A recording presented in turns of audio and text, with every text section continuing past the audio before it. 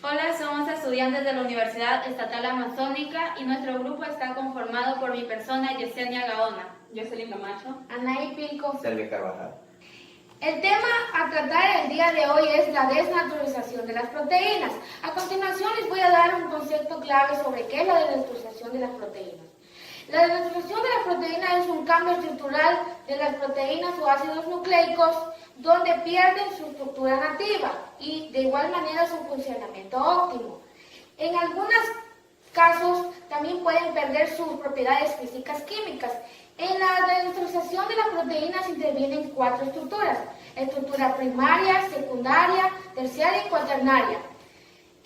Cuando una proteína se desnaturaliza, pierde su estructura cuaternaria, terciaria, secundaria, mientras que la estructura primaria se mantiene intacta. A continuación, hablaremos sobre los factores que intervienen en la desnaturalización de las proteínas, como son el pH, la temperatura, la electricidad, sustancias químicas y oxidantes. En el experimento usaremos como base las proteínas del colágeno que se encuentra en la gelatina sin sabor y la albúmina que se encuentra en la clara de huevo. Para iniciar con los experimentos hablaremos sobre la higroscopicidad. La higroscopicidad es la capacidad de absorber agua del ambiente.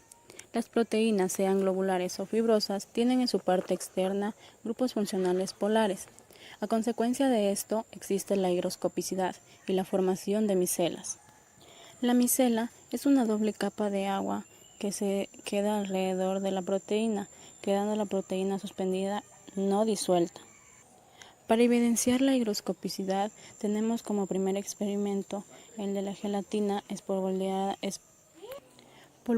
en una superficie seca y esperaremos por 24 horas. Luego de las 24 horas se pudo evidenciar que la gelatina se pegó a la superficie, es decir, que tiene una capacidad higroscópica y absorbió agua del ambiente. El factor de la temperatura. El aumento de la temperatura destruye las interacciones débiles y desorganiza la estructura de la proteína de una forma en que el interior del hidrófobo interacciona con el medio acuoso y se produce la agregación de la proteína desnaturalizada.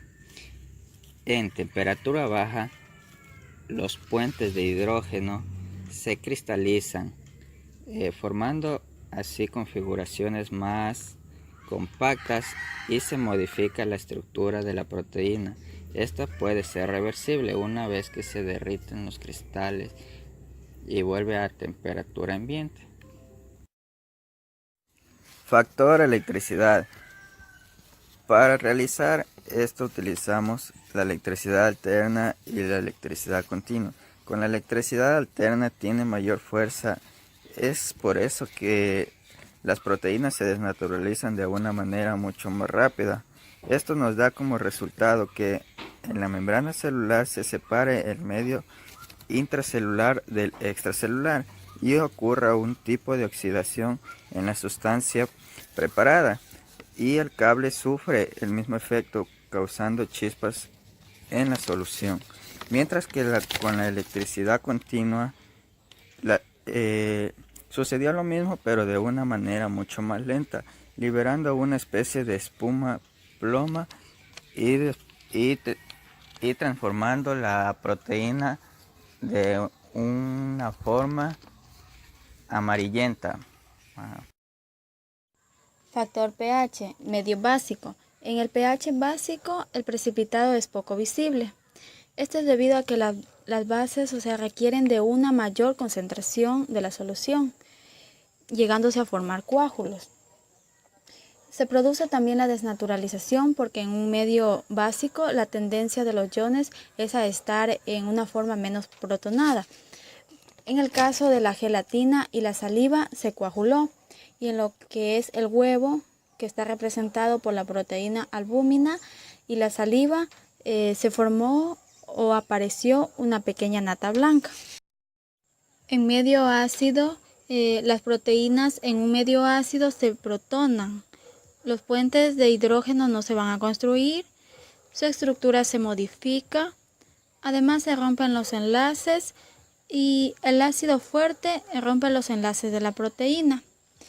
Obtuvimos como resultado con nuestras proteínas gelatina, que es el colágeno, y vinagre se coaguló bastante. Y con la clara de huevo, que representa a la proteína albúmina, se hizo una pequeña nata. Sustancias químicas, en este caso la sal. Utilizaremos 3 disoluciones de sal, es decir, saturada, sobresaturada y supersaturada. Para saturada utilizaremos 1 cucharada de sal en un vaso de agua, eso vamos a diluir, y para la sobresaturada 2 cucharadas de sal en un vaso de agua, y supersaturada 3 cucharadas de sal en un vaso de agua. Para esto utilizaremos 10 mililitros de gelatina y 10 mililitros de disolución de sal. Les explicaré con esto qué es lo que pasa con la desnaturalización de las proteínas. La sal desestabiliza la micela, entonces la proteína ya no está rodeada de la molécula del agua y por eso deja de ser soluble. La solubilidad es la afinidad al agua. La sal es más afín al agua que las proteínas, entonces esto quiere decir que la sal va a captar las aguas que tiene la proteína. Les explicaré qué es lo que sucedió en cada uno de los experimentos que hicimos. En el caso de la gelatina y 1 cucharada de sal disuelta se nota bolitas transparentes. Y el huevo y 1 cucharada de sal disuelta apenas se visualiza una pequeña nata. Y gelatina y 2 cucharadas de sal disueltas, es decir, en sobresaturada, se nota pocas burbujas. Huevo y 2 cucharadas de sal disuelta, podemos evidenciar una pequeña nata.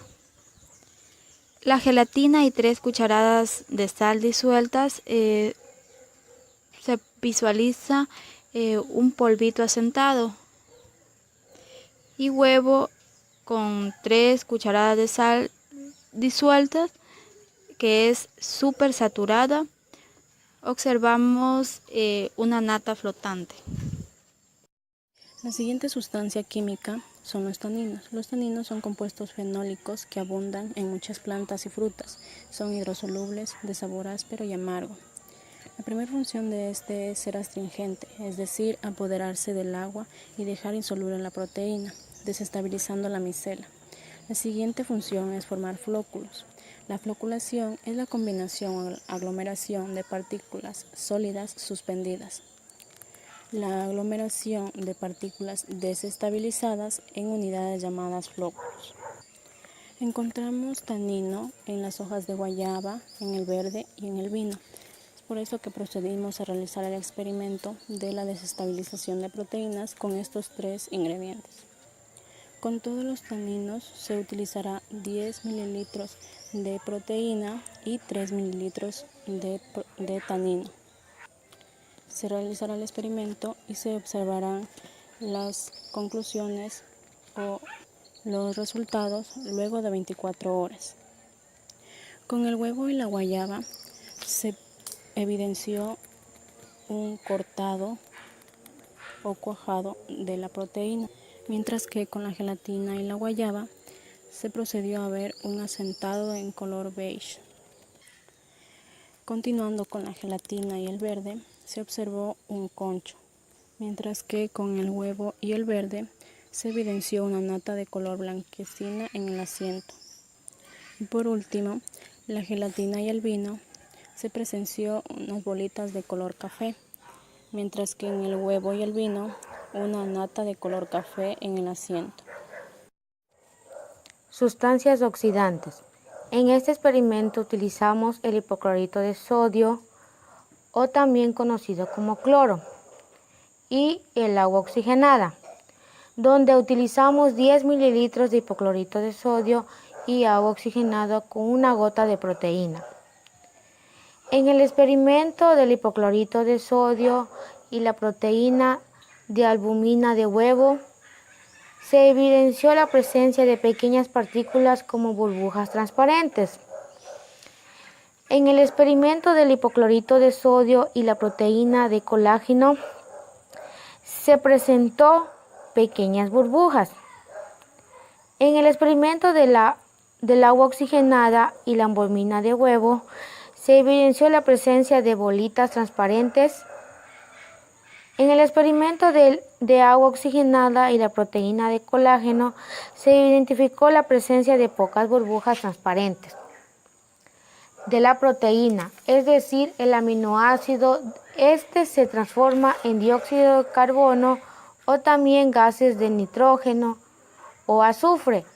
Esta es la función de ellos. Es decir, se rompen todos los enlaces y se añade oxígeno a la molécula hasta quedar como gas. Esta es una descomposición de desnaturalización radical de la proteína. Por lo tanto, se destruyen completamente.